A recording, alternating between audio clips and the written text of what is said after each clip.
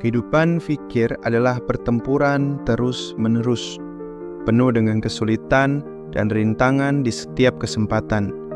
Sebagai anak haram, lahir dari selir rendahan, dia kehilangan kehormatan dan prestis yang datang dengan nama bergengsi seperti Ra atau Le. Sebaliknya, dia terpaksa bekerja keras dan berjuang tanpa henti, bekerja 2 kali lebih keras dari saudara tirinya untuk mendapatkan tempatnya dalam keluarga. Terlepas dari usahanya yang tak kenal lelah, keberuntungan fikir tampaknya mulai mengering. Dia mendapati dirinya terlibat dalam dunia gelap spionase, pembunuhan, penculikan, intimidasi, dan penyelundupan, semuanya atas nama melindungi dan menafkahi keluarganya. Dia melewati garis yang tak terhitung jumlahnya, besar dan kecil, mengorbankan kesejahteraan dan keamanannya sendiri demi orang yang dia cintai. Namun, terlepas dari usahanya yang gagah berani, takdir tidak berpihak pada fikir. Dia dituduh sebagai mata-mata suku iblis, tuduhan yang tidak adil dan tidak berdasar, tapi tetap saja akan menyegel nasibnya. Pada akhirnya, dia dieksekusi. Nyawanya dihabisi dengan cara yang kejam dan tidak adil. Tetapi, bahkan dalam kematian, fikir tidak dapat melepaskan keinginannya yang kuat untuk hidup. Pikirannya tertuju pada harapan akan kesempatan kedua, awal baru yang akan memungkinkan dia untuk memulai kembali dan menjalani hidup sepenuhnya sekali lagi. Aku ingin hidup, pikirnya dengan tekad yang kuat. Aku ingin hidup kembali. Di ruangan besar dan luas, tangisan bayi bergema, hatapan mereka tumpang tindih saat puluhan buayan berserakan. Ini adalah keturunan dari keluarga Baskerville, garis keturunan pendekar pedang, berdarah besi yang dikenal karena temperamennya yang garang dan dedikasinya yang tak tergoyahkan pada seni pertempuran. Marquis Hugo Baskerville, patriark keluarga, memberikan tatapan dingin dan acuh tak acuh pada bayi yang baru lahir. Penilaian awalnya terhadap mereka kasar dan tidak berperasaan.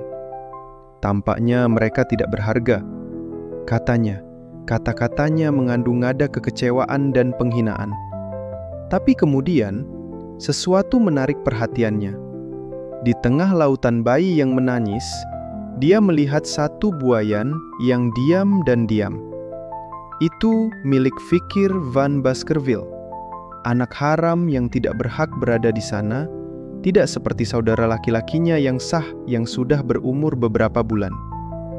Mata Hugo tertuju pada Fikir, dan sedikit kelembutan merayap ke dalam ekspresinya yang sebelumnya pantang menyerah. Bukan karena dia melihat sesuatu yang istimewa tentang anak itu, pada kenyataannya dia menganggap Fikir sebagai sampah. Tapi di ruangan yang dipenuhi bayi yang menangis dan menggeliat, keheningan buayan Fikir memiliki daya tarik tersendiri. Dengan tujuan tertentu, Hugo memberi perintah kepada para pengasuh yang berdiri di belakangnya. Pindahkan anak-anak ke Cradle of Swords, perintahnya. Itu adalah ujian yang dialami semua anak Baskerville dari saat mereka lahir hingga hari kematian mereka. Uji coba pertama baru saja dimulai dan akan berlanjut hingga akhir. Cradle of Swords, sebuah ritual unik di Baskervilles, adalah ritus peralihan brutal yang dimulai sejak kelahiran seorang anak. Pisau yang tak terhitung jumlahnya ditempatkan dalam pola melingkar, membentuk labirin mematikan yang menunggu bayi yang baru lahir. Setiap anak ditempatkan di tengah labirin, dibiarkan berkeliaran di antara bilah, di mana kesalahan langkah sekecil apapun dapat menyebabkan cedera parah atau kematian. Saat mereka merangkak melalui labirin, bayi-bayi itu diuji dan dipaksa menghadapi bahaya secara langsung. Namun ujian yang sebenarnya belum datang. Untuk menjadi anggota sejati garis keturunan Baskerville, bayi-bayi itu harus membenamkan diri di Styx, sungai yang mengalir di sekitar bagian luar labirin. Tetapi kekuatan ini terbatas.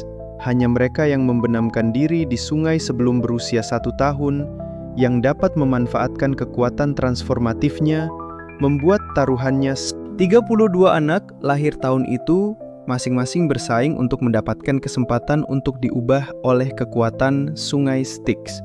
Saat mereka merangkak melalui labirin yang mematikan, pedang itu membawa mereka ke jalan berduri yang akan menentukan masa depan mereka. Karena di Cradle of Swords, anak pertama yang berhasil keluar dari labirin dan masuk ke sungai akan mengamankan tempat mereka di garis keturunan Baskerville. Adegan itu adalah salah satu kekacauan dan keputusasaan dengan bayi menangis ketakutan dan kesakitan saat mereka berjuang untuk melarikan diri dari labirin pisau yang berbahaya. Beberapa cepat dan gesit merangkak dengan mudah saat mencari pengasuh mereka, sementara yang lain lebih lambat dan lebih ragu-ragu, berdarah dari ujung tajam bilahnya. Dan kemudian ada satu anak yang tampaknya tidak berniat melarikan diri sama sekali, puas berbaring diam dan mengisap jarinya seolah tidak menyadari bahaya di sekelilingnya. Bagi sebagian besar, ini hanyalah bayi biasa, makhluk rapuh dan tak berdaya yang membutuhkan perawatan dan perhatian terus-menerus. Tetapi bagi Marquis Hugo Baskerville, seorang pendekar pedang dan manusia besi yang terkenal, mereka adalah hal-hal yang tidak penting, makhluk yang lemah dan menyedihkan yang tidak dapat bertahan hidup sendiri. Baginya, satu-satunya cara bagi anak-anak ini untuk menjadi cukup kuat untuk melawan iblis dari alam iblis adalah dengan menjadikan mereka ritual unik yang dikenal sebagai Cradle of Swords. Saat Hugo menyaksikan sungai Styx mengalir di sekitar tempat lahir pedang, dia tidak bisa menahan perasaan sedih dan rindu yang mendalam. Sungai rahasia yang hanya mengalir di tanah suci Baskervilles memiliki kekuatan untuk membuat tubuh menjadi keras dan keras seperti baja, tetapi hanya untuk anak di bawah 1 tahun. Kalau saja dia bisa merendam tubuhnya sendiri dalam aurora murni, dia akan menjadi lebih kuat dari sebelumnya. Tapi kemudian, sesuatu menarik perhatiannya. Keributan terjadi di antara para ksatria penjaga, dan mereka semua menunjuk ke arah sungai Styx. Hugo menoleh untuk melihat, matanya dipenuhi dengan kebingungan dan ketidakpercayaan. Dan kemudian, dia melihatnya.